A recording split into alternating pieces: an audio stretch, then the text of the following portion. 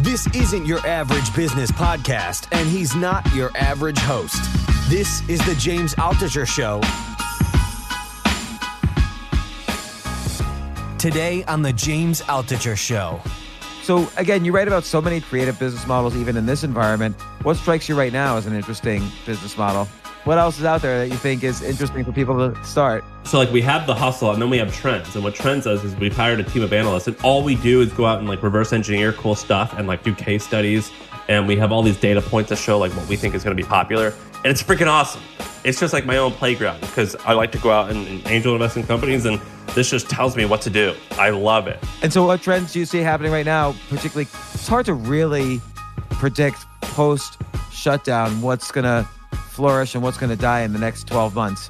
It's hard to predict, but I don't think that's the right word that I'm looking for. What I'm looking for is what's possible. And so I like to look at what are consumers or businesses demanding and how are people doing things in other countries or other regions of the world, and basically what's working at a small level already and it's growing, even if it's just growing just a little bit, and then to try to understand, can that be done at a much larger rate, and is there still more room in the marketplace for things similar to that?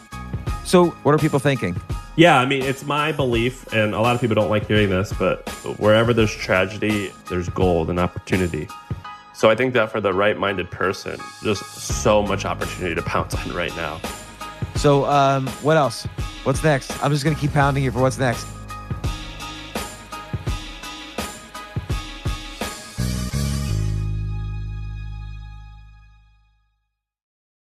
I have Sam Parr with me. He's the owner of the Hustle Media Company, which has a newsletter with well over 1 million subscribers. I'm very interested in how you built that, Sam. And also you have The Hustle runs the podcast, My First Million. Another thing that I'm sure everybody's interested in. Everybody wants to make their first million. And you recently had an interesting Twitter thread too about how you created, I guess, like a hot dog food truck.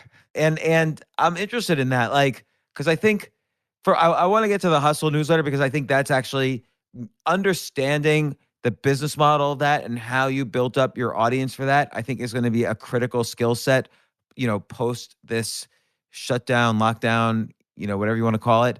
But I also think, like in New York City, everyone is saying now, nobody should ever open up a restaurant again in New York. And I do think about 30 to 40% of restaurants in New York City might go out of business. I'm a local business owner in New York City as well, and I know a lot of the restaurant owners, and I can just tell you 30 to 40% are done. Doesn't matter about any loans, doesn't matter about anything. They're done. And so everyone's saying, don't start a restaurant in New York, but it might be the best time to start some sort of food company in New York because everything's going out of business. You're going to have less competition and still the same population, more or less. So, but maybe if you don't want to own a storefront restaurant, a food truck's the way to go. Yeah, I mean, I know about that. If I was going to be in the food space, and we talked about this for a while, but cloud kitchens are just absolutely the way to go. Tell me what's a cloud kitchen? Yeah, so I'll do a small plug, but we own this thing called Trends, which is trends.co. It's like our research arm, and we just research interesting ideas that are growing quickly, and we do case studies on cool companies. I see you typing. Go to trends.co. You can see it. Yeah, go to trends.co. I'm gonna start my $1 trial. Yeah, it's cool. And we actually just switched over our payment providers like 9 a.m. like 5 hours ago. So hopefully you don't find any bugs. You might though. But anyway, cloud kitchens are. And I discovered them actually a couple years ago. But if you would go to Uber Eats, you would see all these restaurants that you had never seen in real life, and they were basically just kitchens without storefronts. And it was interesting for two reasons. The first reason it was interesting was they didn't have a storefront. The second thing it was interesting is that they you could create like a burrito menu and name it like Sam's Burritos, and then you could create like James's quesadilla company, and then you could create Sam's curry company. But it's really all three are the same location, same place. They just throw these menus online on Uber Eats and then just make stuff as it comes in. Do you know what I mean? That's a brilliant idea because it's sort of like that whole thing where, if you order on Seamless or Grubhub or whatever, and this happens to me frequently. There's like a sushi place that I'll love and I'll order from all the time. But then when you actually pass it and you see it in the street and it's like this dirty hole in the wall, you're like shocked. But this is a good way what I'm saying is I never actually normally see the restaurants I order from. So what makes the difference if they have a storefront, if they're just in some closet somewhere? Right, and you can like rapidly test different things. Like, I mean, when I started my hot dog stands in college, I started with like $500. I mean, I would imagine you could start in the similar ballpark of a couple grand. You could start a restaurant, and you could be like, let's just see if New York City really wants like this genre of food, and we'll just throw this menu on Uber Eats and see if we can get any traction, and rapidly test. And you could use the profits from that to fund a storefront, to fund this other stuff. And I think it's cool. I think a really cool example of a food business is Halal Guys in New York. Yeah. And they must make a ton of money. There's huge lines. I mean, I don't know about now, but there's huge lines in the middle of the workday for lunch. Well, they franchised it out. So now there's Halal Guys in San Francisco, and it all started with a food truck or a stand or whatever you want to call those carts. Anyway, cloud kitchens are the way to go right now. And how do I find? Let's say I want to do this. Let's say I want to start cooking James's burritos. And how do I find a cloud kitchen near me? Well, that's where there's a lot of opportunity actually right now. So Travis Kalanick, the founder of Uber, actually just started a company called Cloud Kitchens. And the whole idea is that you can use their space and start it up. But basically, when I started my hot dog stands in college, what I had to do was I had to find what was called a commissary. So it's a bar, or it's a kitchen that is registered with the government as a place to prepare food. So for example, I used a bar. So I gave a bar like I think $200 a month, and I just kept my food in their freezer. And I was selling hot dogs. There was nothing really to prepare other than chop onions. And anyway, I would pay them like $200 a month, and I would keep my stuff there, and I would prepare my food there, and then I would go out and sell. And so to start a cloud kitchen, I don't know for sure, but I imagine you would need a commissary or some type of proper kitchen where you're able to do this, and you could pay $200 to $1,000 a month, I bet. And then you can just submit your business license and EIN number to Uber Eats and create a menu, and I bet you can start immediately. So let's say, and I don't know this for a fact. I'm just saying this is what I did with food trucks and stands and stuff, and I bet it's similar. So the bar had a kitchen, but they didn't want to make food in there other than like French fries. Or something? No, they did, but like. Basically, if you I didn't know them, but I just walked in and I said, hey, so here's the deal. I want to start this thing selling stuff outside of your place late at night. You guys don't serve food at night. I'll pay you I forget how much money I paid, like $300 a month. And I'll you just let me have this really small corner in your freezer. I won't bother anyone. I won't touch anything. I'll even clean up and sweep for you guys. And that's it. I just need this by law. And I guess they benefit not only from the $300, which is, so I own a bar in New York City. $300 wouldn't do much for us, but where they do benefit and where I would benefit now is having food right outside the bar, because then customers, you get foot traffic from the food, but also sometimes your customers in the bar want food, and if you don't have food, it's like, oh, did that bar let customers bring hot dogs in? Have hot dogs and a drink? Yeah. That was like the shtick, was that we would work together. But now there's all these companies, which is what Travis Kalanick does, and all they are is commissaries. And so they make it really easy to launch these cloud kitchens because it's booming. They're booming right now. I mean, think about it. Like, what's like a New York only brand? I don't know. There's a bunch of cool stuff. Like there's like a bunch of like cool places in New York where there's only like 3 or 4 locations. And I could just spin that up in San Francisco using Uber Eats, and it would cost me nothing. I mean, it would cost me single-digit thousands of dollars, or maybe low tens of thousands of dollars to start that up and to only have it exist on Uber Eats versus getting a lease, which would be 10 grand a month, getting furniture. I mean, it would easily cost $500,000 to start just a cute chain in San Francisco, whereas you do it on cloud kitchens, the costs are significantly lower. So, right. So let's say there's a restaurant chain that has got a full menu and it's very popular, but it's just in New York City, which, by the way, originally was like Shake Shack, for instance. Yeah. So let's take Shake Shack before it spread all over. And you could be in San Francisco. You rent some space in a commissary. You serve Shake Shack style hamburgers, and maybe you pay Shake Shack some sort of license fee as well. Yeah. But they'll do it cheap because you're just doing an experiment. And then now it's Shake Shack on Uber Eats. How much do you think? How much business do you think you could generate? In a big city, I mean, San Francisco, in terms of population, isn't big, but in terms of people who use Uber Eats, it's quite large. I mean, I think you would make single-digit millions of dollars. I think that the way that I would model it out is like Subway. Subway is, did you know that Subway? I think Subway has more locations than any other fast food chain in the country. I think Subway is 27,000 and McDonald's is 14,000 in the U.S. And I think Starbucks is around 14,000 as well. So Subway is huge. And the reason why Subway is huge is if you go to a small town, so I'm from Missouri and I've hung out a lot in Tennessee and Alabama and all these small towns. Oftentimes, a small town won't have a McDonald's because they're quite expensive to start. Yeah, about $2 million you might end up spending to start a McDonald's. Yeah, and I think the average location might gross the net income after all said and done. I think a good McDonald's is about $1 million.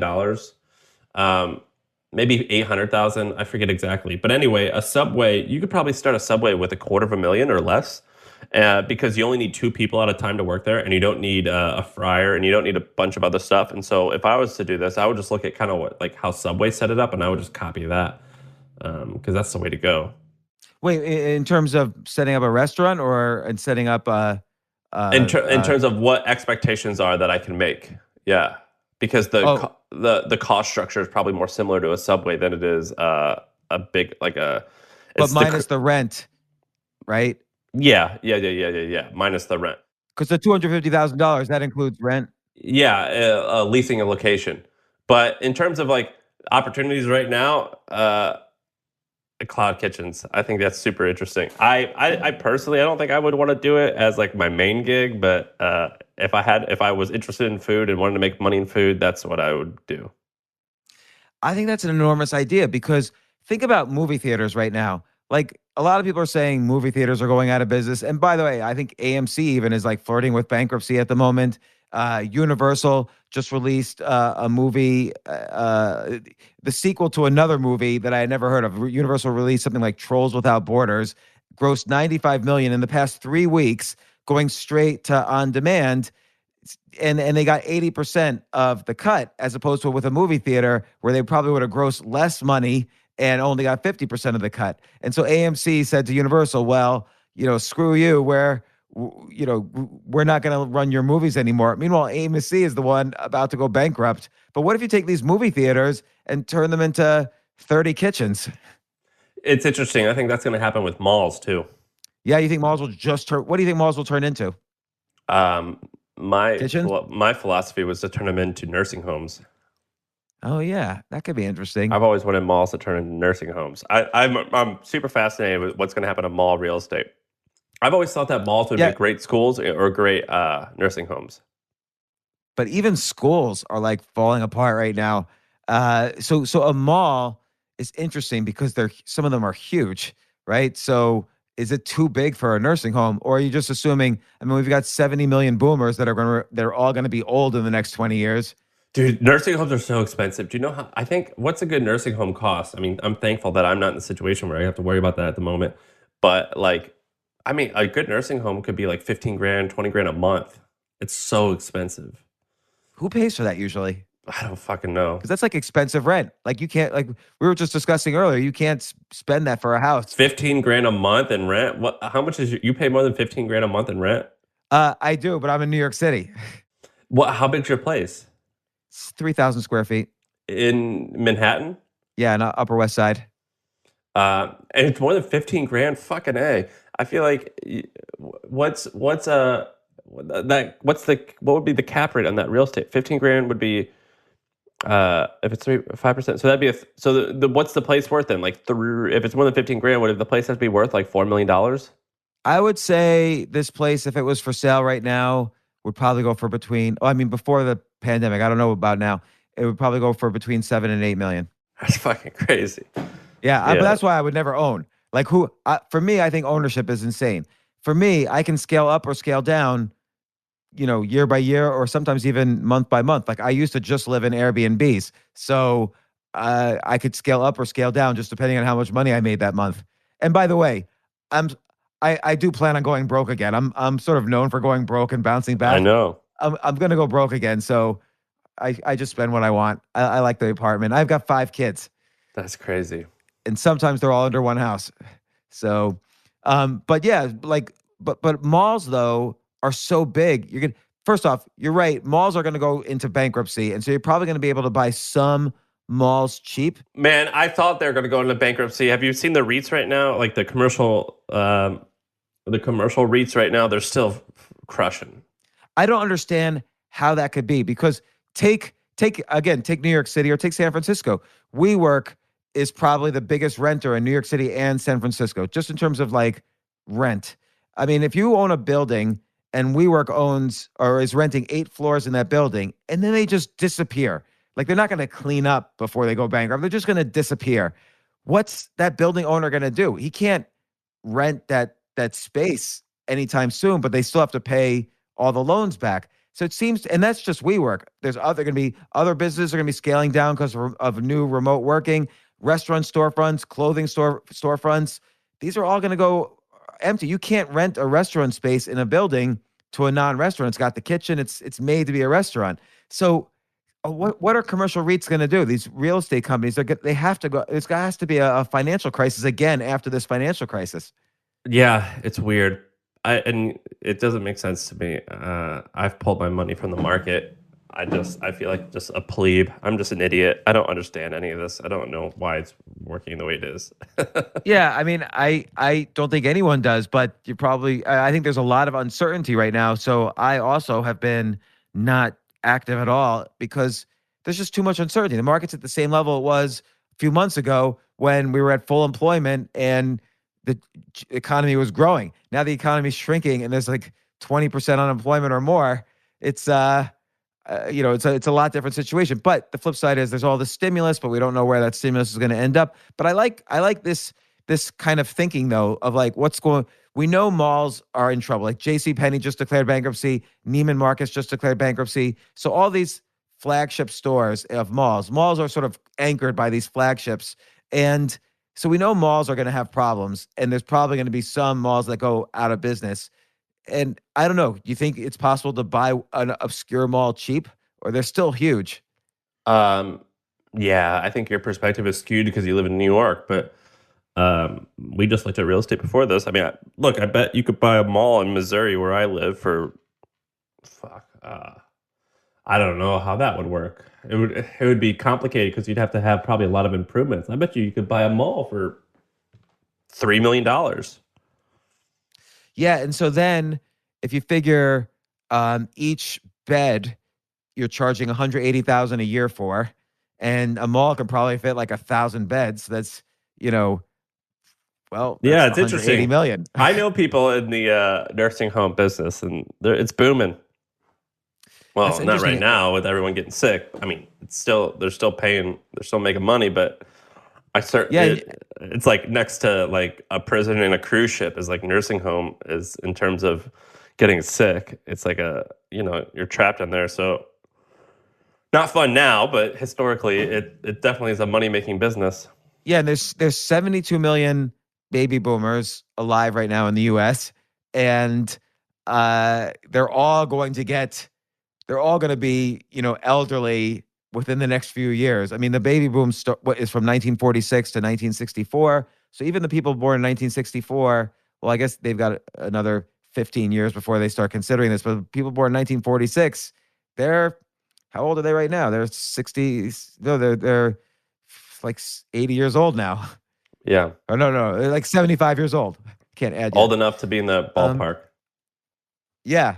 So okay, that's an idea. So we've got cloud kitchens, we've got malls turning into nursing homes. Let's do it, man. Let's do an idea factory here. So okay, you wouldn't do the food truck. You'd rather just sort of sit around and go to this hole in the wall kitchen, make hamburgers like Sam's Burgers here, Sam's Taco Burgers. I mean, look.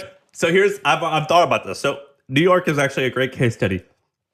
You guys have all these stupid viral foods like rainbow bagels or like cronuts or whatever. Like Yeah. they're all these cute things. And here's how it works. They take food. I've spent so much time thinking about this. They take food that's typically a side and they make it the main thing. Like instead of cookie dough ice cream, it's just like cookie dough with no ice cream. So you just buy cookie dough. Or they take normal food and they make it a weird color or a weird shape. So like really big things, really small things, purple, ketchup, whatever. They just it's like colors. Or they combine two foods, cronut or like freaking like, I don't know. I want to write this down. Hold on a second. So take a side and make it a dish. So take a side and make fries? it a main thing. So yeah, like just a French fry bar. Okay, you just take a side and you make it the main thing. Or like, what's like a side typically? Like hash browns. Okay, hash browns. Just make it only hash browns. You just take a side and you make it the main thing. That's Would anyone order delivery from a place that's just hash browns? Potatoes, actually, this is interesting. Potatoes are actually one of the hardest foods to ship. So Uber Eats had a whole team that worked on McDonald's to try to get French fries to your home in a fresh way. So potatoes historically are very hard to ship. But like, what's a side? I don't know. Like broccoli. Yeah, just make it like the best. Or I've got an idea. What if it's all sides? So the menu is just, broccoli, pancetta, fries, hash browns. Because sometimes I just go to a restaurant and sometimes I just order the sides.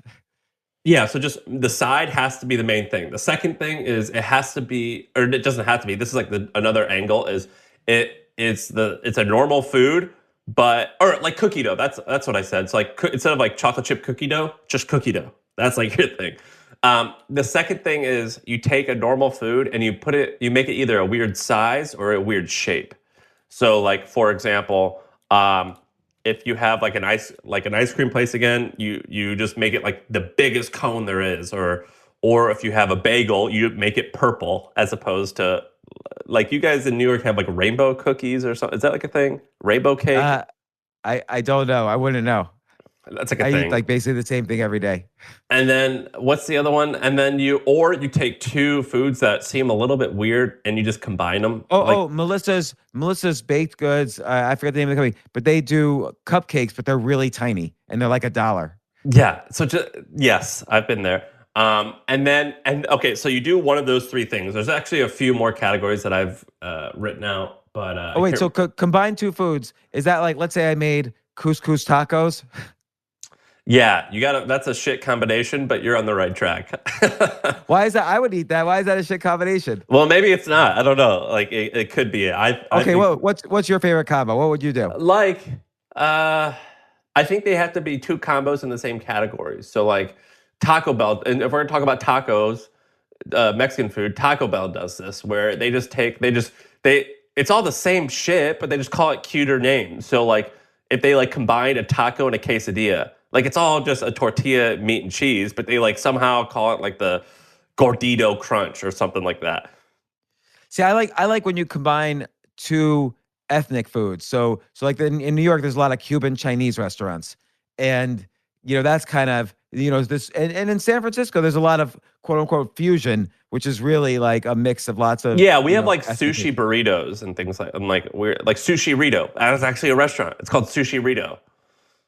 That's so funny. And so what's another combination? Just I'm stretching your brain here. For some reason in San Francisco, the Indian people make a lot of pizza. And so they try to make like Indian style pizza. That's great. Now I'm still trying to think of just realistically, am I going to order cookie dough through Uber Eats? Like that's the only one where I don't know. You still might need a small storefront. I'm trying to figure out. Maybe. Oh no, I've already no. So let's go to the next step. I'm going to tell you how to get customers. Okay. So Thrillist, BuzzFeed, and all these places, you either get a line or you get a picture of people being frantic about your shit, and you make the whole story two things: one, about how ridiculous this food is, and two, how hipsters in Williamsburg or Madison Square Park are like waiting in line to eat it. And so you write the article and you send it to Thrillist? Well, I would make a video. I would make my own video of it, and then I would put like $500 behind it on Facebook and Instagram videos, and then I would post it on the subreddit of New York City, and it would get picked up. That's great. So and you would say this is ridiculous. They're getting like Yeah, you they're just call standing it in line outrage. for cupcakes that are like millimeters long, and then people are waiting in line to order a cup of cookie dough. What the hell? And it's purple cookie dough, or like fondue is like the latest rage in New York City. It doesn't matter if it is or is not. You just say that. But this is just how it works. But this is where you have a storefront. Yeah, but this is when you have a storefront. Though. But you don't want that storefront because in reality, because you want to be able to change that shit because it gets old fast. So you just got to come up with new shticks every 6 months. But how do you do the Thrillist? How do you do the video if people aren't online because you don't have a storefront because you're just doing a delivery? Yeah, I mean, you just got to figure out how to get people to line up. I don't know. I would have to. I need to adapt. Or maybe like, what's the regulations? Like, if you have if you're cooking in a kitchen, can you go on the sidewalk and set up a stand? There's rules for what you can sell on a stand, but yeah, you can. Or I guess there are like food markets, so you can. So like once a quarter, you could go to some parade where they're opening up stands on the sidewalk. Yeah, or like here's one. You guys have this out here, a ramen. You guys have like these ramen cheeseburgers. You ever had that? No, but that sounds like a good combo. Like instead of a bun, it's like ramen that's stuck together. I like that because I actually eat those like 25-cent ramen noodle packages you could buy? Yeah. I like them dry. So that's what it is. It's dry. It's that dry stuff with beef in between. So anyway, you want to start a restaurant there. That's what you do. There's the three. I just gave you the rules for how to get popular. I don't know if it will be sustainable, but you certainly can make a splash. Now wait, we're still are we mostly talking though? This is for delivery. So I would do that. I could do that for delivery. Man, you can manipulate this shit so easily. You just got to put some money behind it on Facebook ads and Instagram ads and target it to people who live in Williamsburg. And that's so funny. Yeah, I wonder what would work in the Upper West Side because that's a little bit more older family, conservative. Not politically, but just in terms of their habits. But everybody likes cookie dough. So, but yeah, I'm curious about the idea of taking a side dish and making it the main thing. I can see that working as a small storefront. Like there are storefronts in New York City where it's just rice pudding. It might even be called rice or pudding or something like that. But would you set up a kitchen that had no storefront that was just a side dish like cookie dough? Like would people order just cookie dough for delivery? Yeah. Hell yeah, dude. I don't know if there's such thing as like Google's search analytics for Uber Eats search, but like in 2009, when YouTube just launched, I used to make these viral videos, and it was pretty scammy, but it was literally just a picture, and there was nothing on it, and it would rack up all these views and ad revenue, and all you would do is you would type in like one word, and it would autofill with stuff, and that's how you would see what to make your title of your video by what would autofill. I bet you can do that with Uber Eats right now. You just type in any like food word and it will autofill with something, and that will show you what people are searching for. So if I type in cookie, yeah, and cookie dough is the first thing, that tells me, hey, maybe people really do specifically only want cookie dough sometimes. Yeah, that would totally work. And so that's interesting about YouTube. Do you think that same strategy works right now? For YouTube? Yeah. No. Like, what's an example video that you did? I'll tell you. It was some shady He says shit. Reluctantly. Okay, so I'll preface this by saying I was 16 years old. But, like, for example, I used to watch, like, street fight videos on YouTube. And if you would type in, like, people's races, like white guy or black guy, it would autofill with, like, white guy beats up black guy or black guy beats up white guy. It would autofill. And if you just make that the title and you just put a picture of it, I would get 1 million views in a month on a video. And why do you think that doesn't work anymore? Well, one, it was a scam. I mean, it wasn't a scam. I wasn't stealing from anyone, but it was shit. It was clickbait. Why doesn't it work anymore? because Like, let's say there's you had a legit video of, two white guys fighting, and you realize that would be the best title through this YouTube search idea. well, I think it would help you.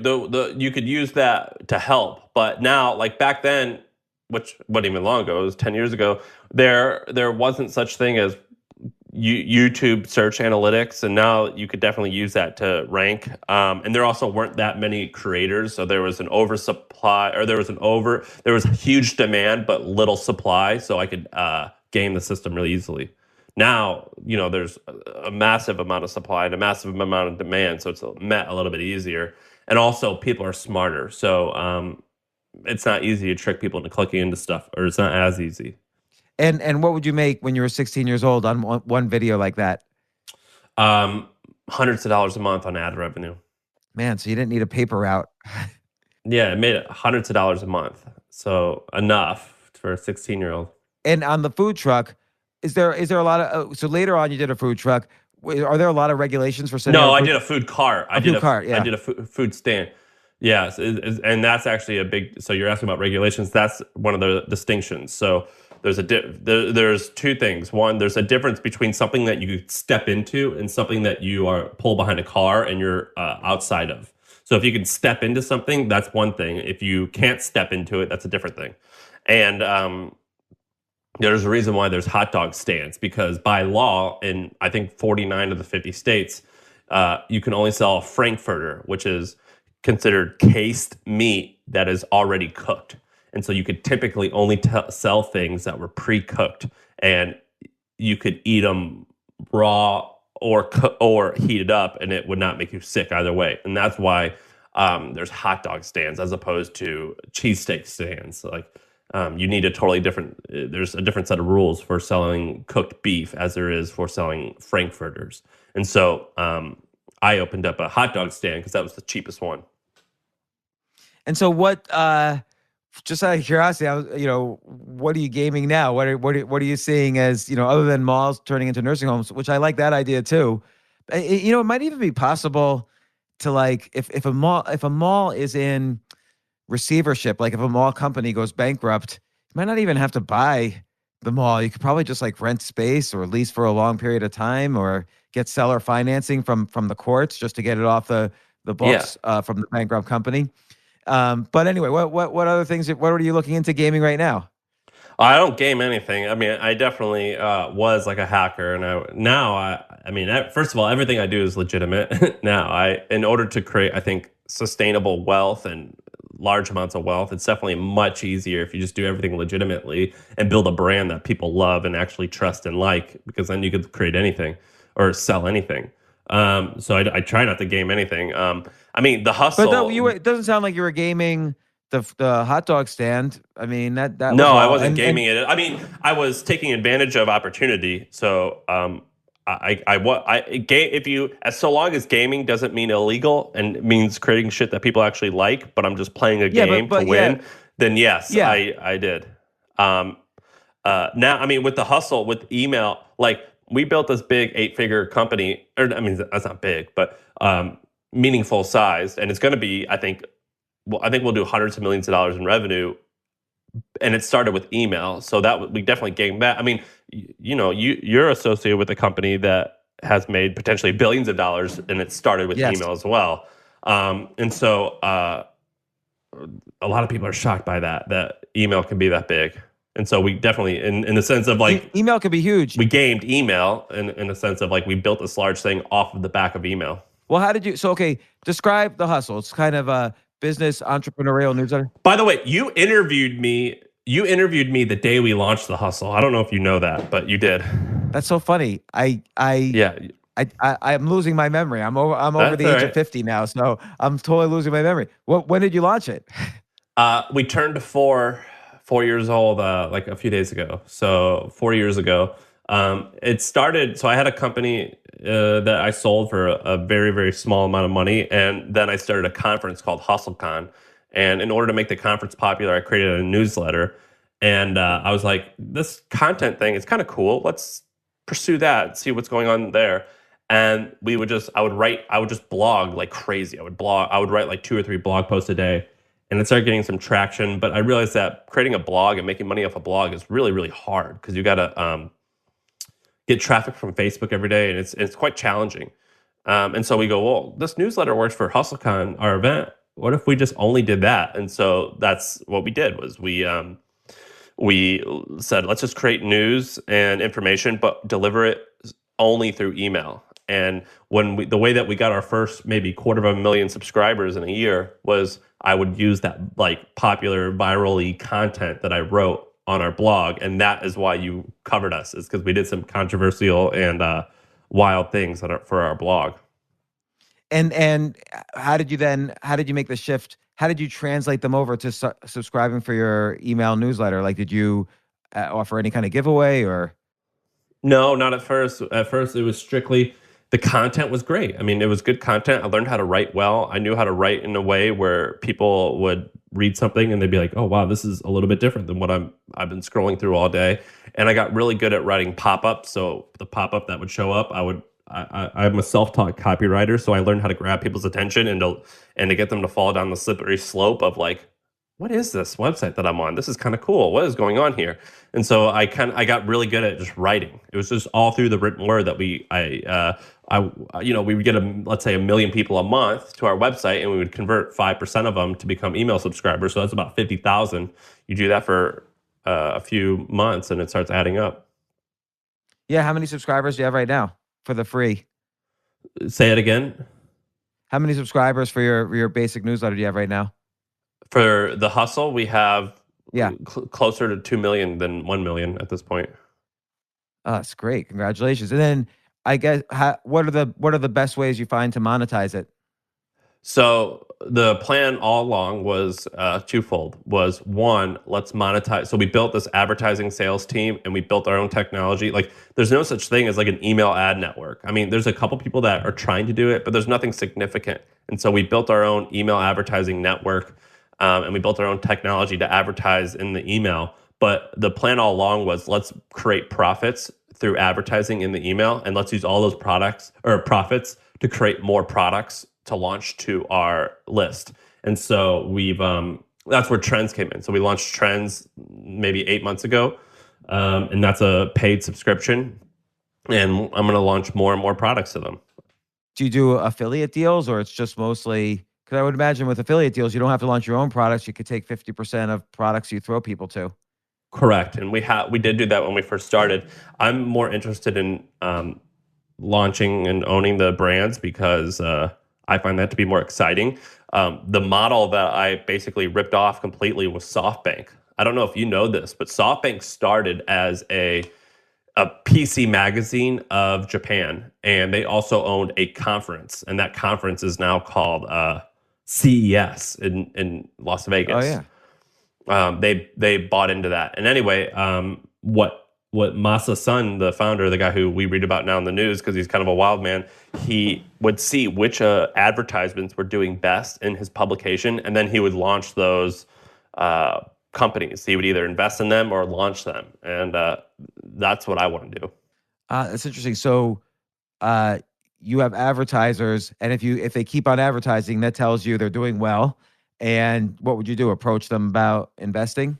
Or you would launch your own competitor to them? Yeah. So yeah, like I study our audience like crazy, and I'm like, man, what's doing well? Like, what type of copy works for them? What do they like? And which of our advertisers are doing best? I mean, we knew before the Zoom IPO that they were going to take off like a rocket, and I knew that because I saw how people responded to it. And so immediately our sales guy were like, hey, I think this company Zoom, they're going to fucking crush it when they go public. And I know this because I know how much they're paying to acquire a customer.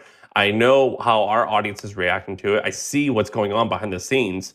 I mean, we could send them like 10,000, 20,000 clicks to their website, and they would tell us like what's going on. And so when they went public, all of our guys bought a ton of stock. And that's just one tiny example, but you can see what works well. I mean, you know how it is. Like when you have a big email list, you can see a lot of really cool insights into customer behavior. Yeah.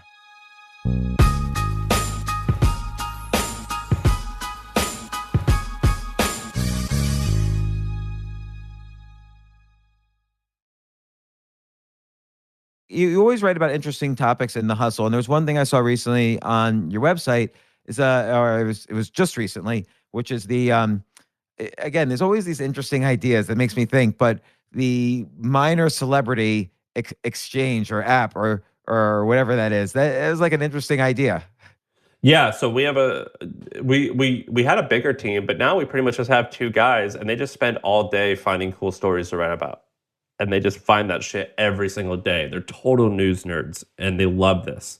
And we just try to find interesting stuff every single day and analyze it.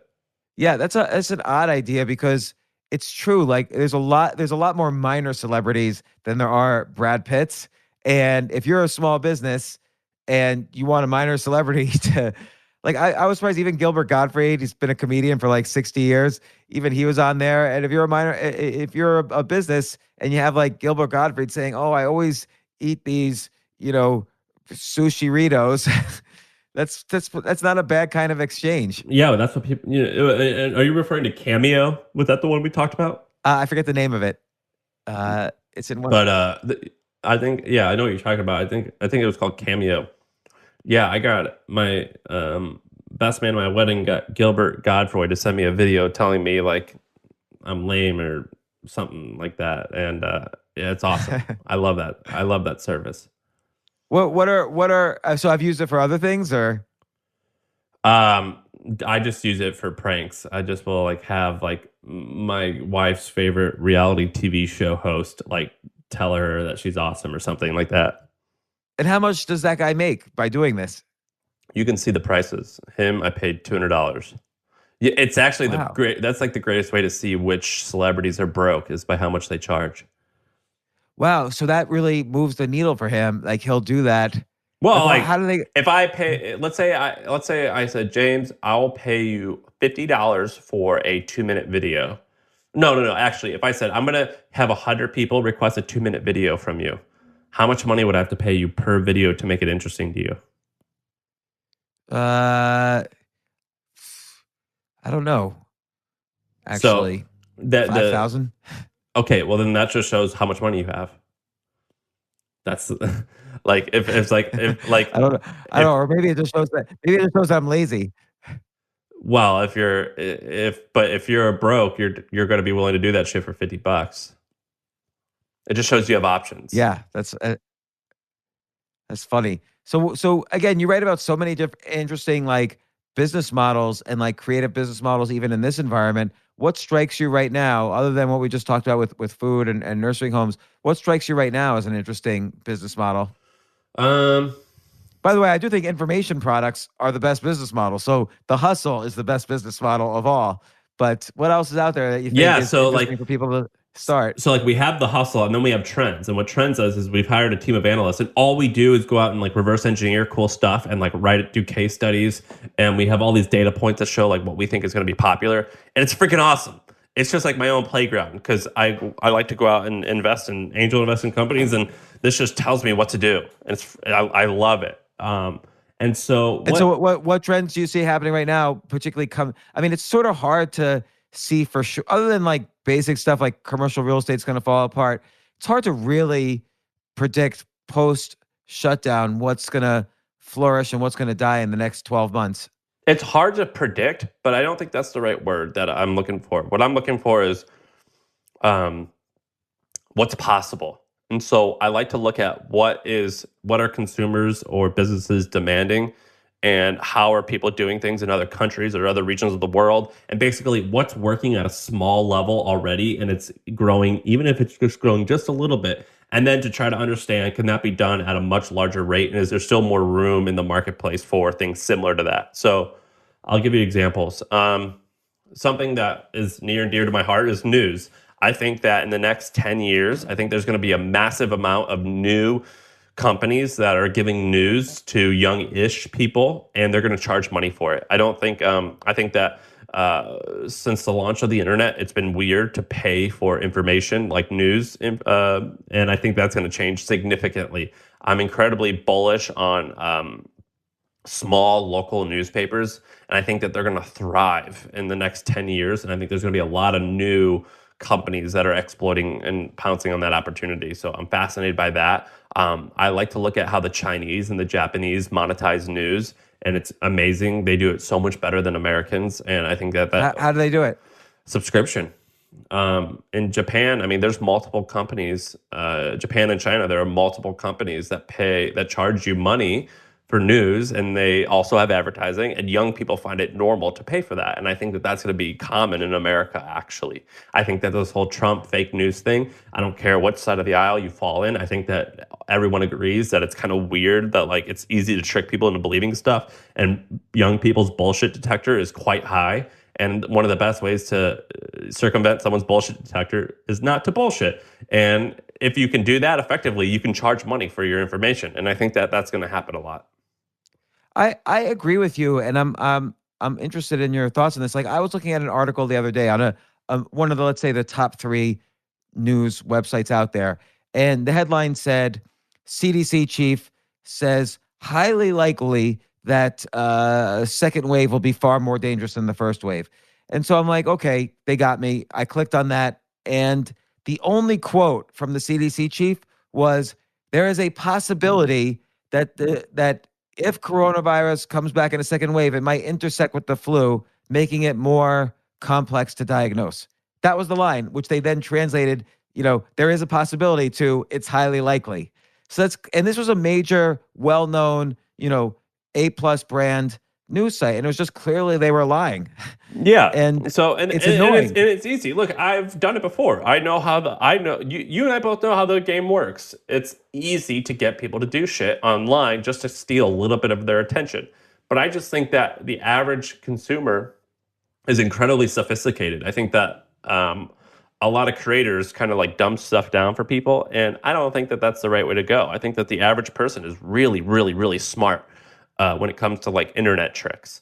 And so I believe that people are going to pay, behavior is going to change and sentiment's going to change, and people are going to pay for information. So that's one trend that I think is that's going to be huge. And I think that there's a lot of ways to pounce on it. How will that be different from like right now? For instance, you have to pay if you want to see the Wall Street Journal or the Washington Post or the New York Times. Like, how would it differ from that? Well, I think there's going to be a room for a ton of more companies similar to that. Historically, from like the 1920s to the 1990s, newspapers were amazing companies. I mean, Charlie Munger and Warren Buffett would invest heavily in newspapers, particularly small local newspapers, and they would try to own 100 of them because it was an awesome company. They knew it was very predictable. It would last for decades, and I think that we might see some more things like that. I think that, like, if I'm from St. Louis, I think that you could start a St. Louis, an Omaha, a Birmingham, a Nashville, a Denver local company that creates news and information for these smallish cities, and I think you could own 50 of them and make a killing. Yeah, it's interesting. All right, what's another one? What's getting interesting to you now? I really like one thing that we discovered that I found incredibly fascinating is various niche audio. I don't even know what the right word is. Audio, basically audio porn. So like people, particularly, well, mostly all young women who are willing to pay for romance novels. So do you know anything about romance novels?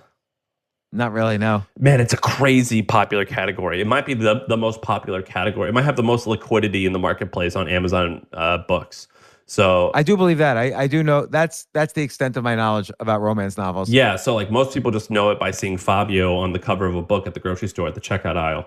But the reason it's there is because it's so popular. But romance novels have massive amounts of liquidity in the market, meaning that a lot of new ones pop up. And a lot of them are sold. And what this means is you've got a lot of amateur writers who just do this because they freaking love it. They just want to launch. They love writing these books. And then you have a lot of readers who consume this stuff like crazy, like men do porn. They just it's like an addiction almost. And so one thing that I'm really fascinated about is there's a handful of new apps that were launched that are okay businesses, 20, $30 million a year businesses. And what they do is they do thriller and fiction novels for young teens, and you charge them money in order to see them and read them.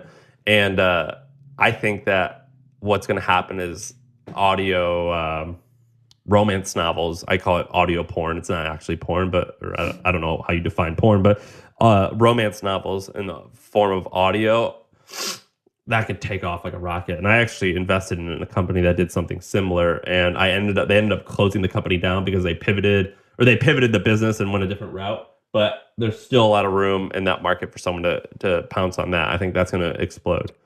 So don't most romance novels already make the audiobook versions and they're for sale on Amazon? Yeah, but there's a lot of really, really cool niche communities that are actually quite large. So, for example, there's a company called Wattpad. Have you heard of Wattpad? Yeah, love Wattpad. Yeah, I tried to invest in them actually, but I missed. It was right after they just closed around where I met the CEO, and I really wanted to invest, and I was trying to, sell the value of me. And he was like, "Nah, I can't. We just closed the round." But they're huge. Yeah, so I don't know what they do in revenue. If you told me they did north of 100 million in revenue, I wouldn't be surprised. But I do know that they've raised how much? You would know, $200 million maybe.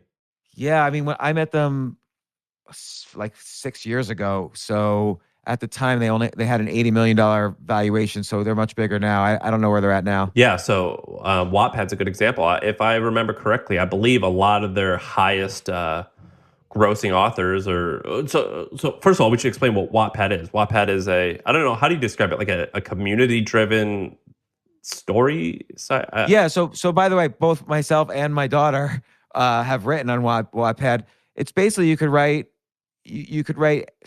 short stories, you could write anything, and and it's like a social network, so you start getting fans and followers, and people are alerted when you write something new.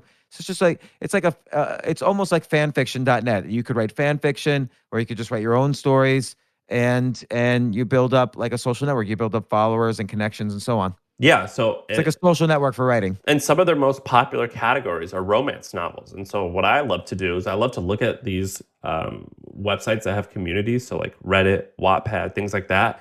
And I like to look at where are some of the most passionate sub-communities within that large communities, and then create things just for them. That's kind of like how Twitch got started, is they looked at what's this niche community inside of Justin TV that seems to have the most passion, and let's create stuff just for them. And I think that's where the opportunity lives in this category. The only reason why I'm not doing it is because I don't really care about that. I mean, that doesn't interest me. But it definitely could interest the right person. Yeah, it's interesting because so you would go to someone on Wattpad, let's say a popular romance author who hasn't been doing audio or anything and has nothing published on Amazon, and you would say, "Hey, I'm going to buy the audio rights of what you wrote on Wattpad, or we'll go 50-50 and I'll help you produce the audio and I'll be in charge of selling it." You put it for sale on Amazon and boom, you get. Yeah, I wouldn't go that route. I would create a dedicated experience to where you do a handful of things, to where you get cliffhangers. And so what you do is you have these short 8-minute audio stories, and you have it so like each night the woman can hear like the next iteration of a particular story, and you pay $10 a month for it. And you get and you have various experiences, almost like the meditation apps, but for romance novels. How would you build up an audience for that, or would you let the content creator who already has a big audience on Wattpad? Yep. You let them just market it to their subscribers already. That's exactly what I would do, as well as paid advertising. I think that you could do a massive arbitrage with paid advertising. Yeah. So what else? What's next? I'm gonna keep pounding you for what's next. Well, a lot of the things I was paying attention to were pre-corona. So in terms of pre-corona, I was very bullish on trade shows. So basically there's a whole subset. I mean, I sound almost stupid talking about this because this was only 60 days ago, but like everything's freaking changed. But prior, and I think it will go back, but prior to this whole stuff, there was a company called Informa. Have you heard of Informa? No. So Informa is again, everything I'm saying, just reverse it 60 days. But Informa was like it's a B2B media company based out of England, and they own roughly 80 to 100 brands. and they were publicly traded in England at about a $14 billion valuation. They did about $3 billion a year in revenue and sales, and they would host trade shows for B2B industries. And I was very fascinated in the trade show industry because I thought that it was traditionally quite old school, not very technology driven. I felt like they did use a lot of really bad ticketing platforms, and I was super fascinated by it. And from my research, I think that there was opportunities in the market for construction trade shows, oil trade shows. And I did a whole case study where I broke down how they make money. Like each event could make like $50 million, and the margins. You're kidding. No, yeah. Yeah. And the margins would be massive. And so what you would do is and I know about this business. What you do is you get, sponsors or vendors to do a trade show. You charge them money to be there and to have a booth. And what you have to do is you have to make it so when you go to this event, you have speakers, and the content of the speakers attract a particular type of audience. But the way that you make the real money is you have to have buyers and sellers who are going to transact. And so, for example, I would create I don't know anything about the construction industry, but I would create a construction trade show for builders of multifamily homes. And I would create a trade show for that. And I would get people who have supplies for building multifamily homes. And then I would create content that attracts people who buy like loads of multifamily homes. And if you do it, you have to have that transaction there. And the booths you charge tens of thousands of dollars for, in hopes that they will at least make a handful of new customers to justify that expense. And then you make but those vendors actually pay for the hard cost of producing your show, and then the profit comes in through the sales of tickets. And so what you have to do is you have to find niches in which those transactions can happen and cover and justify tens of thousands of dollars charging to a vendor. You understand what I'm saying? Yeah. What about now doing these things on Zoom, like Zoom trade shows? Yeah, and so now everything has changed. I still think that industry is going to crush, and I think it's going to crush is because a lot of the people who host these trade shows, like young people, are not getting into this industry, but they need to in order to usher in the next era. And I think there's a lot of opportunity to make money, and because I think it's going to actually grow significantly because people were so used to digital, and they, I think, craved ways to connect physically. Now that these things have switched, Informa, I've been reading their earnings calls. They're doing a pretty good job of adapting to digital, but there's no platforms out there currently that do an adequate job of allowing vendors to have that transactional relationship at these events. But Zoom, here's the secret though, with events, the content and the speakers, that shit doesn't matter. You only do that to attract the buyers and sellers. The real money is made in the relationship building of buyers and sellers, and Zoom does not adequately provide that environment. Right. So unless there was a video app that allowed you to kind of go off into your own video with somebody. So like you go to someone's, let's say the virtual trade show is a bunch of Zooms. You click on something and you open up Zoom, and now you're at somebody's trade booth. But it would be good to be able to go spin off into your own Zoom with a salesperson or whoever you're talking to, and have your own conversation on the side. It's a little harder to do that in Zoom. It's incredibly hard. And there's no solutions that adequately do that. But I guess that's just another trend that I'm interested in, and things that I've been studying. Yeah, I think my guess is, like, as much as I like Zoom, I do think it's a little bit of a right now what they're offering is a little bit of a commodity, which is just going to drastically improve in the new environment. So you're going to see, obviously right now you see Facebook stepping in with their own competitor. We're using Squadcast now to do this podcast. So there's going to be a lot of improvements in kind of video conferencing technology over the next year, I think. I agree. Man, people are sleeping on Facebook. That's one of the few stocks that I just hold and always buy more of. Facebook's portal is freaking awesome. Messenger.com. Do you ever use Messenger.com? No. Go to Messenger.com right now. That's owned by That is Facebook. It's the best. That's the Facebook Messenger? Yeah, it's so good. A lot of people have no idea that it exists. I keep that open all day, and that's how I communicate to a lot of people. I use it as Slack almost. It's awesome. Oh yeah. It's really cool. Oh, but it is like it's basically if I go to it's as if I click all my messages on Facebook on the desktop. Yeah.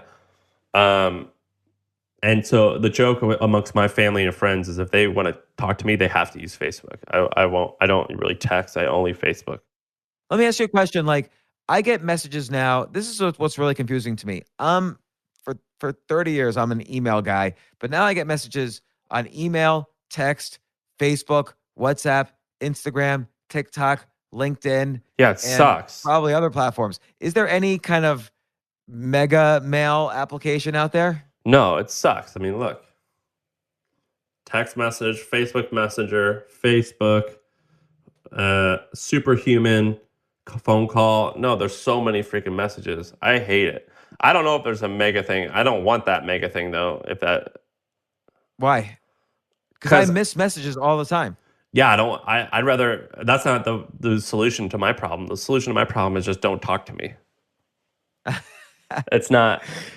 I don't want a way to talk to people. I don't want a way to easier. I don't want to talk to people in an easier way. I just want no one to talk to me. And so you don't care if somebody sent you a message on WhatsApp and you missed it for 6 months. I don't give a fuck. Yeah. I just delete. Well, I'm the same way because just by default, because I only really look at my email. I don't, and then suddenly I'll remember like 2 months later, oh, I also get messages on Instagram, and I'll have all these messages like, why aren't you responding? Yeah, I just fuck them.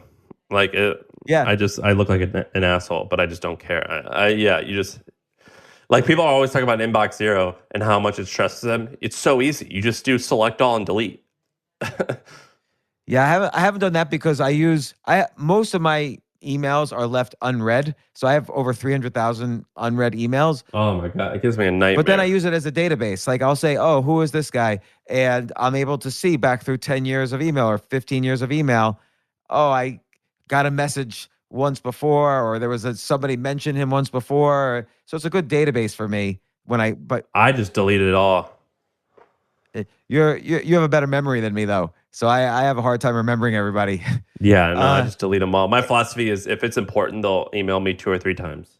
And so as we start to look at the light at the end of this tunnel, what do you see kind of the first, even though it's hard to predict again, what are the first steps you think are going to happen on the economy? And what are you seeing in terms of both entrepreneurs and more stable businesses?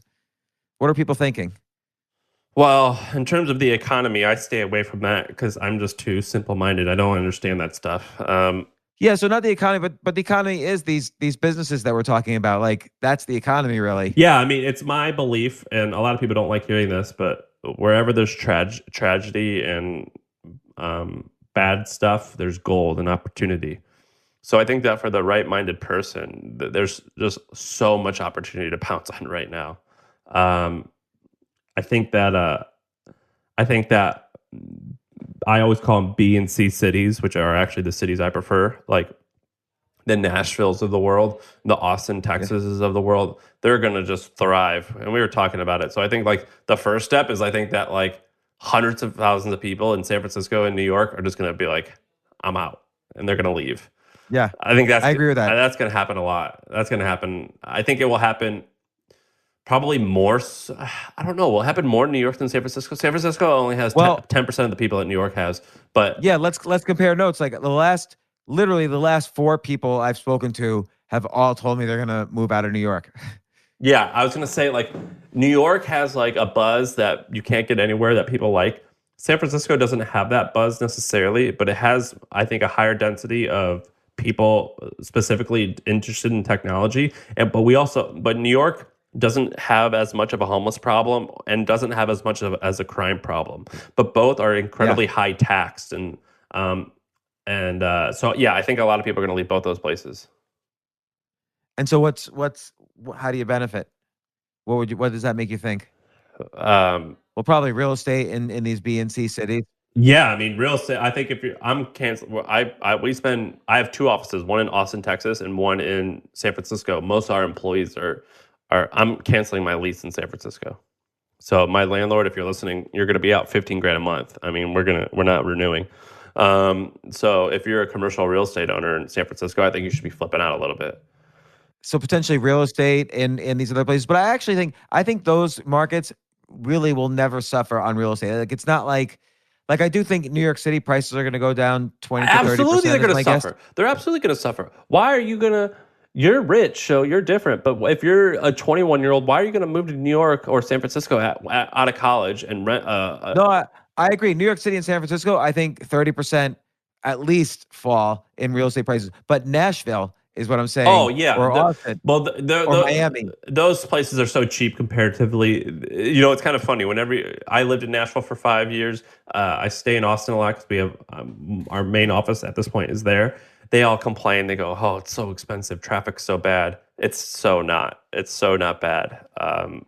There's a lot of. It's going to go up a lot. What do you think of right now during this time? I think a lot of people have doubled down on content creation. So you see, it's going through the roof. TikTok just announced they reached the 2 billion downloads of their app. There's probably more even companies like Netflix and YouTube have announced that they've reduced the quality of their videos by 25% because the internet was just breaking with all the bandwidth requests. Yeah. And so what do you see with like something like TikTok? Any opportunities there? Well, let's just say at the broader scale, like a lot of people don't realize this, but pay. So, do you know what Gumroad is? Yeah, it's like a book e-commerce site. I actually maybe I don't know. No, I would dumb it down even simpler, which is if you have a PDF or a digital file that you want to sell, Gumroad makes it really easy to create a very ugly but simple and effective landing page, and someone can just give you $10 for a PDF. So a lot of people sell workouts on there, or fiction or nonfiction short novels or guides on how to make something. But anyway, I know the guy Sahil, not well, but I know him, and he's the founder of it, and he is just crushing it right now. I mean, so many new creators are logging on to Gumroad to create content, and so many new buyers are coming. Same with Teachable. I think you know Encore from Teachable. Yeah, I am / was an investor in Teachable, and they just sold, although I don't think the deal's closed yet. Yeah, well, it sounded like it was a good exit. I think the rumor was it's 256 million, and I'll tell you that is a high multiple of revenues for them. It is a high multiple in revenues, but over the last 30 and 60 days, I think they've seen a huge surge in buyers and sellers of content. I know that with my company, Trends, which is people pay $300 a year for it, it's booming. I know people at Agora, and they're telling me the same thing. It's booming. I know people at Motley Fool, and people pay for stock advice. It's booming. So yeah, paid content right now, like paid newsletters, because I know I'm in that industry. Business is booming right now. Is it for what? Yeah, I think for do you ever talk about Agora on here? Not really, no. But are you allowed to? I do think. Yeah. I mean, I do think the online newsletter business / online course business is in some ways the fastest. You have that podcast, My First Million. I think selling a digital product is probably the fastest way to make $1 million. And again, let's just assume, sincerity, authenticity, honesty. You're creating something that you value, because again, sometimes the copywriting, particularly on the Agora side, sometimes the copywriting is very aggressive and sort of feels a little spammy. But let's just focusing on the content. If you make really honest, sincere, authentic content and you're delivering a message you believe in, I think that's the fastest way to, like when I started my company in 2015 to sell newsletters, 99% of my content was free. I was writing every day. I was podcasting for free. I was writing for free on every platform. And so I kept 99% of my content free. But once a month, I would have a newsletter with business opportunities and some stocks and so on. And our first month in business, we generated $1.5 million in revenues. Yeah. And we were instantly $1 million profitable. Yeah, it's crazy, right? People are shocked by this. I think Agora is a crazy company. You don't have to talk about them. Because I think you sold to them. I don't know what you want to say. But yeah, I'll talk about them. Which is, I have heard that they do roughly $1 billion and close to $1 billion, in the ballpark of $1 billion in revenue, and it's mostly paid newsletters. And people are shocked when they hear that. Oh yeah, Agora has more subscribers across their newsletters than any other media company in the world. So you could think, oh, well, what about the Wall Street Journal or the New York Times? No. You could combine them and 10 other newspapers, and you won't even touch Agora. And by the way, Agora's business model is very interesting. There's kind of Agora, but then there's, let's say 20, I don't even know the full tree. Yeah, they own but like let's say 30 they own, brands, right? yeah, but they own like let's say a majority interest in all these other brands, but those are all independent companies. So if any of those companies go bankrupt, none of the liabilities go up to Agora Central, but every year Agora just does a sweep on the percentage they take from each company, and it's probably like $1 billion. Overall gross is over $1 billion, and then Agora themselves probably makes between 500 million and $1 billion when they sweep in their take, and they don't, other than the initial setting up of a new business, they don't really have that many costs. Yeah, I think it's actually probably one of the most, I would imagine it's one of the top 100 most profitable privately held companies in America, or close. Yeah, and then each company that they own does the same model. So it all and where they create other brands, and then but they don't have any liabilities from those brands, and then they just do a sweep at the end of the year of all the profits. Yeah, most people, like, if you were just to tell someone who doesn't know it, who knows about business but not about that company, they'd be like, "What? That doesn't make sense." Like when we started our company, I knew about Agora, and I told the founder of one of the largest media companies in New York about it. Or I told him about my plans, and he goes, "This is so dumb. This business that you're starting, it's never going to make more. It probably won't ever. You won't cross $2 million a year in revenue." And we did a lot more than that, many times more than that. And so people who are smart, and I tell them these ideas, and I use Agora as proof. Which our company isn't like Agora, but the business model is definitely similar. But anyway, they're shocked when they hear these numbers. Yeah, and every aspect of the business. So the basic business model of an Agora style business is that you have there's somebody who's the creator, who's the main creator of that particular brand or sub brand or whatever. And again, most of the content is free. In fact, the most valuable content is probably free. Just like the Hustle email you have is free, and that, for all we know, that's the most valuable thing in terms of the content that I consume or can consume from you. That might be the most valuable thing, is what you offer for free. But then, yes, but the majority of the revenue is going to be on the back end. Yeah, so then there's a front end and a back end. So for instance, I have a newsletter where it's more, which is my favorite part of it actually, is a front end is kind of a lifestyle entrepreneurial type newsletter, and it's a subscription, but it's fairly cheap. And then there's back ends. How much does that cost? It varies. So that's the other great thing about a digital product, is that you can experiment almost every day with a different price. But let's just say $50 a year. So like almost nothing. But it kind of, that tells you who your favorite customers are. And then you market the back ends to those customers. And again, you have to make sure, I always make sure every piece of content is, sincere and has my best ideas and so on. But then, that's when you sell like an investment newsletter. And I hired analysts from Wall Street and, for every category that I sell, and you start selling more expensive newsletters. And that's really it. It's a very simple business model. There's nothing else. It's like, I don't sell merchandise. We don't really sell conferences or anything like that. It's just, a free newsletter, a front end, and a back end. And then you might have multiple back ends. And then you do also some affiliate deals on the free. Yeah, newsletters are like a wonderfully simple business model that it just shocks people how big they are. Yeah, our third year in business, we did 60 million or maybe more, 70 or 80 million in revenues, and that doesn't even count gross, which was when you have affiliate deals with somebody, the full revenues of your product is much higher than the actual. You guys did 70 million? Yeah. What were you selling?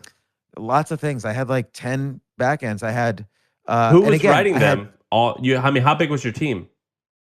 Maybe like a dozen people. Were the back ends evergreen, or were they new stuff was it new content that was be creating on a weekly basis? New content, and we would be sometimes several times weekly. And then you just had like 10 different monthly newsletters. Yeah, and the biggest one back then was and I got kind of almost ostracized for this. There was a lot of anguish for me, But the which is that Bitcoin one? yeah, the Bitcoin one. And again, all of the content was, and my perspective on Bitcoin was fully mine. I'm still a believer in Bitcoin. My big issue was I saw a lot of my readers were getting scammed by a lot of these altcoins. And so I wanted to create a newsletter that would help them distinguish between legit currencies and these crappy altcoins that I even said in the very first one, 80% or 90% of these are going to go 90% of these shit coins are going to go out of business or more. And I think right now it's about 80% of the coins that existed then are now out of business. And so the newsletter itself was highest quality, but the ads, because you're competing against thousands of other Bitcoin related newsletters, you have to get people's attention in the same way that all of those newsletters are getting people's attention. And so the ads were a bit, I would say, extreme, but that's the only way. If I tried to write my own ad, and I'm not a copywriter, I'm a writer, which is, as you know, is different than a copywriter. My versions of those ads would sell 1/100th the amount as an Agora-style ad. So I just said, okay, I believe in my message. If this is the way to get the word out, so be it. But then the ads themselves would just people would write articles about I the know. ad, I know. and I would beg people, like even friends, I would beg people, just read the content. You'll like it. You'll see. We're on the same side, and they're like, I'm not reading it. Well, so what was the average price of your back end? For it could be anywhere from 1,000 to 3,000. And for $1,000, you get like a newsletter a month or a week? At least once a week, at least. Sometimes twice a week or three times And it a was week. just one analyst just banging out ideas. Yeah, and me. So I would work with each newsletter. That's a shit ton of work. It was a lot of work, but it's only a dozen people with a lot of revenues, but then Agora, some of that profit goes up to them, and you're paying for their services. They made all the ads, so it's like I'm paying for them to do the ads. So it's complicated how it all works, but I don't know if I would do it the exact same way if I were to do it again. But it's definitely a model that works. What would you have done? Owned the whole thing? Yeah, maybe I would have owned the whole thing, because then there's I wouldn't have sold as much because they're really geniuses at making the ads. And I really like working with them, actually. Like, they were all nice people. They were all dedicated to their jobs. But I do think, though, on that newsletter in particular, particularly after I'd been giving away 100% of my content for free for 15 years, at that point, I think people were just in a little shock that I was also spending an enormous amount of money on ads. And so, and the ads were over the top. Like, I didn't like the ads. I always told them I didn't like the ads, but they were correct also in that, Alain de Botton, who's this French philosopher, he says, if you want to compete with Machiavellian, if you're a good guy competing with bad guys, you still have to use their Machiavellian techniques to get audience, to get people's eyeballs to look at you. And unfortunately, I think the ads were over the top, and it hurt me. But that was a long time ago, and people see that now the people who actually get the newsletter are really grateful. So I'm not sweating it that much. But back then in 2017, there would just be people crapping on me all the time, like all night long on Twitter. I had to one time, I shouldn't have gotten agitated at all, but one time at like 1 a.m, my girlfriend at the time was in the other room, and I'm just like looking at all these hate tweets about me, and I tweeted my phone number, and I said, if anyone has a problem with me, can call me right now. And so from 1 a.m. to like 10 a.m. on a Saturday night / Sunday morning, I just got nonstop phone calls, and I would pick each one up and talk to people. I do that shit all the time. I always engage with trolls, and I always want to cross the barrier of internet to real life. I like a lot of times I'm like, here's my address, have a discussion. Come on. Yeah, and well, what would happen is every person I would talk to, I would say, look, my goal is I'm trying to make Bitcoin more accessible to the layman. No, it's hard for people to figure out what Bitcoin is even now, and this was 3 years ago, where it was much more difficult. So that was what my newsletter was about, was explaining why this is a good service, and that will lead you to strategies of what coins are scams and what coins aren't. And so after I would speak to each person, and sometimes I was speaking to pretty high up people, like people who were created their own coins that are still very popular right now. And they would always then go back on Twitter and say, "Oh, I just spoke to James. It's actually different than I thought. He's all good. It's just the ads." That's awesome. And it's true. I still, I don't know if I regret completely the ads, because they did get me, it did get the message out. And so sometimes you have to do those tactics. If I just said, "Please buy my newsletter, I'm a good guy," nobody would have even looked at me. Yeah, totally. But it is what it is. So that's why I like your approach though a lot, which is build up a really, valuable free newsletter, which I had, and I probably could have just stuck with that and had a good business without, working with anybody else. But I did what I did, and I don't regret it. But I think your model is very powerful with the hustle. Yes, I agree, and it's a good model because I've stolen all of the best practices from people like you and a dozen other people. Well, what best practices have you stolen? Well, first of all, the whole idea of a newsletter. I mean, I stole that from the Daily Candy, which was a company that sold for $125 million. I remember that. I looked at Daily Candy. I looked at Thrillist. And then I looked at Wall Street Journal and how they used to do things. And then I studied Agora. I studied a Japanese company that I love called Usabase. And Usabase? What's it called? Yeah, it's a publicly traded company called Usabase. It's spelled Uzabase. Before the Corona happened, it was publicly traded at $850 million in revenue. $850 million market cap, about $150 million in recurring revenue. They offer two main products. One is called Speeda, which is a $13,000 a year database, and the other one is a news app that costs $100 a year. They're the company that bought Quartz for about $80 million 2 years ago. So I like Usabase. I'm in the way that the Japanese do stuff. I love it, and so I'm very fascinated with Japan. And so I like those guys. I like Motley Fool. Motley Fool interested me. They, I believe, the Gartner brothers and employees own the whole company at this point. And so when I started my business, I looked at very capital efficient companies, and they were one of them. Copywriting. I learned a shit ton about copywriting. I have read a bunch of Agora books on copywriting. Agora runs a whole copywriting school, AWAI. Yep. So I know all about that. Their copywriters are, look, if you want to make a lot of money and you're listening to this, copywriting is the most I tell important people that skill to all have. the time. They go, "What should I do?" I go, "Learn how to be a copywriter." And they go, "Well, I don't want to do that." I'm like, "You don't understand. Copywriting is not about writing. Copywriting is about understanding how people think and selling them. You're going to sell an employee if you want them to join your company. You're going to sell a banker if you want a loan. You're going to sell your wife if you want to convince her to go out on a date with you. You have to convince people to do shit all the time. That's what copywriting is about." And like, I'll tell you, when we have a product, let's say I had a product that sold $20 million worth, the copywriter gets 3%. And so let's say the copy, and he took let's say 2 months of writing to write all the copy for that. So, and maybe he's working on other projects as well. So the best copywriters I know are worth tens of millions of dollars. Yeah. Or more.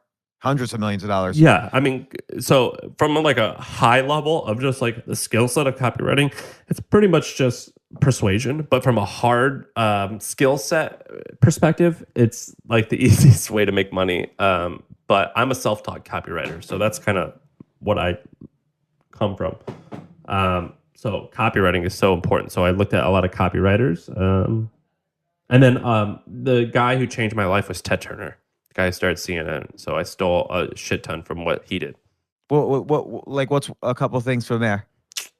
He went from advertising to actually owning a network, and so I use newspapers.com. That's one of my favorite websites, and I like to read old. I pay $10 a month, and I like just last night I was doing it. So what I like to do is I'll look at where he was in his career and I'll reverse engineer it and I'll apply my learnings from what he has done. So for example, in 1978, he did a reverse merger. So Ted Turner, which eventually it became AOL and Time Warner and things like that. It started as Turner Advertising, and they built up a $20 million a year. In 1976, it was $20 million a year, which is the equivalent of like $40 million now. And so he had a $40 million a year billboard business, and he used those profits to buy a radio station in like 1977. And then he bought a local news network in 1978, and he would do things like the news networks he bought were dog shit. They were really bad. CNN, people think of as legitimate now. It started as a joke. And he would do funny things. Like he would put a bag over his head and have like the mysterious bag guy as the newscaster or the news anchor. And he would beg, like do phone-a-thons where he would like beg for money and saying how like it's tough being number 3 in the market, but that just means we're going to work harder than everyone else. And so he would do all these marketing schemes that would try to push his push his brand forward. And I find that shit to be incredibly interesting. And so I like look at some of those like tactics all the time.